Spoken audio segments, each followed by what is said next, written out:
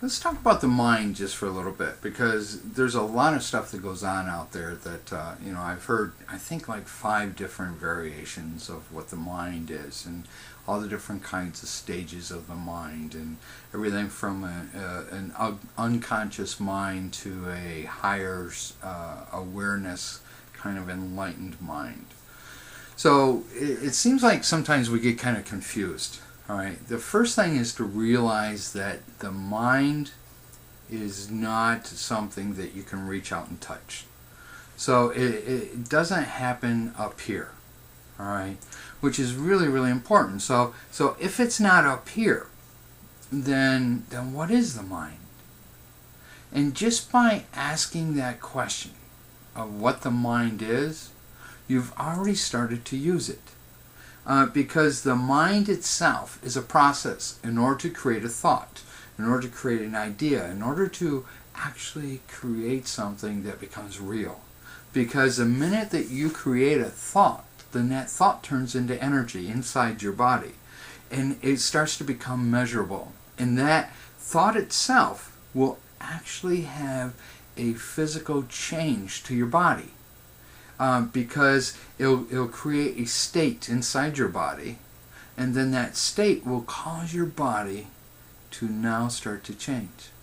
And so thoughts become real, but the mind itself isn't. So the mind is a process to create a thought. So why are we talking about a conscious mind, and why are we talking about a subconscious mind? And the reason is really quite simple. See, consciously, we're aware of very few things. You might, actually be aware of maybe the video that's going on now. Or maybe you're not quite paying attention to the video and you were paying attention to your breathing. Or maybe you're paying attention to where you're at or where you were sitting. But the thing is consciously, you're not paying attention to all of it. So your conscious mind gets focused on certain things, and then what happens is we take that information and then we create a state. We create an interpretation of what it is that we're observing, what it is that we're experiencing. And then when we create that, we have to create it in a way that matches what's inside us. And it's what's inside us that really makes a difference, because inside us we store our history, we store all of our knowledge, all of our learning, all of our emotions. We store all of our beliefs and all of our values. And so what will happen is consciously we're going to be paying attention to something that's going on. And then we're going to take that information and we'll have to filter it. And we'll have to now run it by what's in here. And then we create a thought. And then that thought becomes real. And then that thought starts to feed our body with the energy.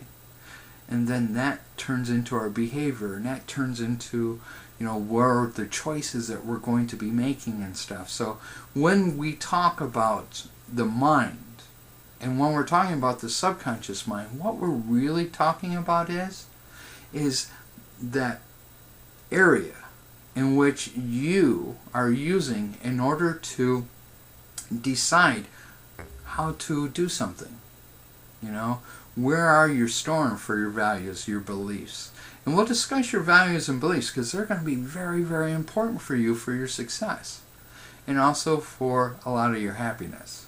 So right now, remember, when we talk about the mind, we're not talking about something you can reach out and touch.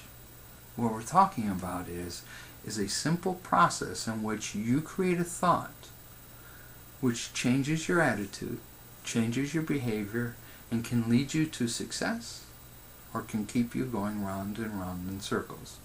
And so for more information you want to find out, you can go to DocMagi, DocMagi.com. You can ask questions anytime you want. We have a blog there with hundreds and hundreds of pages and articles and stuff, so you can find out just about everything that you want.